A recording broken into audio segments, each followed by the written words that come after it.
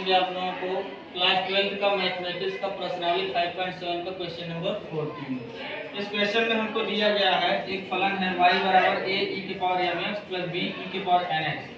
इसके अनुसार हमें प्रूव करना है d2y upon dx square minus m plus n ddx of y plus m n y equal to 0। ये हमें प्रूव करना है। तो आइए इसे हम प्रूव करते हैं। प्रूव करने के लिए पहले हमारा जो फंक्शन दिया उसे लिख लिए हैं। अब इसका x के सापेक्ष अवकलन करते हैं। तो x के सापेक्ष अवकलन करने पर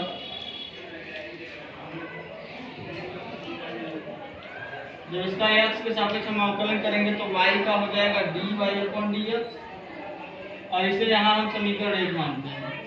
और यहाँ हो जाएगा a इंटू के इसका अवकलन करेंगे तो e की पावर mx का e की पावर mx हो जाएगा।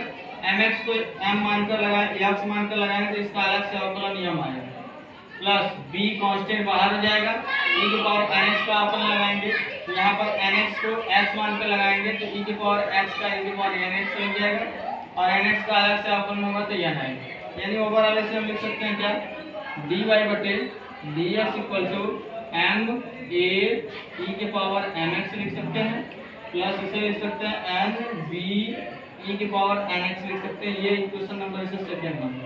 अब इसी का पुनः अवकलन कर लेते हैं हम।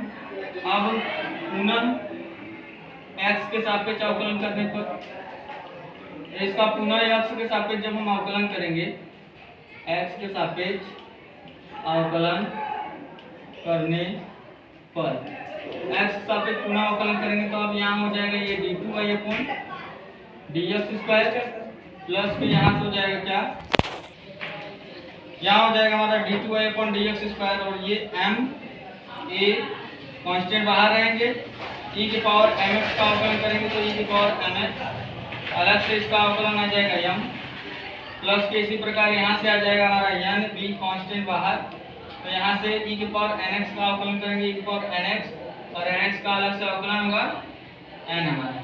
अब इसी को रीअरेंज करते हैं तो रीअरेंज करते हैं तो यहाँ हो जाएगा d2y अपॉन dx स्क्वायर।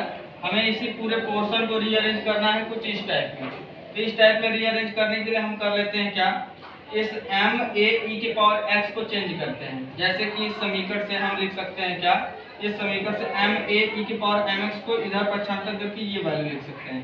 तो यहाँ हो जाएगा हमारा m हो गया और यहाँ से इस m a e के पावर mx को हम लिखते हैं क्या, हम इसे इधर पक्षांतर कर देते हैं तो ये हो जाएगा dy अपॉन dx माइनस के ये पोर्शन इधर आएगा तो n b e के पावर nx हो जाएगा।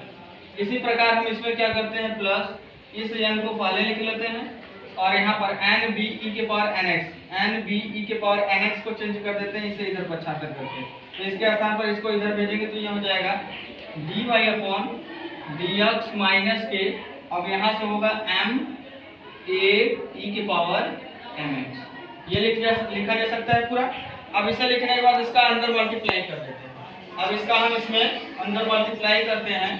जब इसका अंदर मल्टीप्लाई करेंगे तो यहाँ से क्या होगा, इसके बाद यहाँ से लिखते हैं d2y upon dx square equal to, यहाँ से इसका अंदर मल्टीप्लाई करेंगे तो यहाँ हो जाएगा m dy बटे dx और इसका मल्टीप्लाई इसमें करेंगे तो माइनस हो जाएगा m n b e के पावर nx हो जाएगा। और जब हम यहाँ से इसका मल्टीप्लाई इसमें करेंगे तो ये हो जाएगा plus n ddx of y और इसके बाद जब इसका मल्टीप्लाई इसमें करेंगे तो ये हो जाएगा माइनस m n और यहाँ हो जाएगा हमारा m n a e के पावर mx हो जाएगा। ये हो जाएगा। तो अब इन्हें हम सॉल्व करते हैं तो जो सेम मिल रहा है उसे कॉमन ले लेते हैं। तो यहाँ से हम यदि कॉमन इन दोनों में से देखा जाए ddx ऑफ y कॉमन करें, ये हो जाएगा m प्लस n और कॉमन करने के बाद यहाँ बचेगा dy बटे dx और इन दोनों में से देखा जाए तो इसमें कॉमन मिल रहा है माइनस m n। ये कॉमन मिलेगा तो यहाँ बचेगा हमारा a e के पावर mx बचेगा प्लस यहाँ बचेगा b e के पावर nx बचेगा।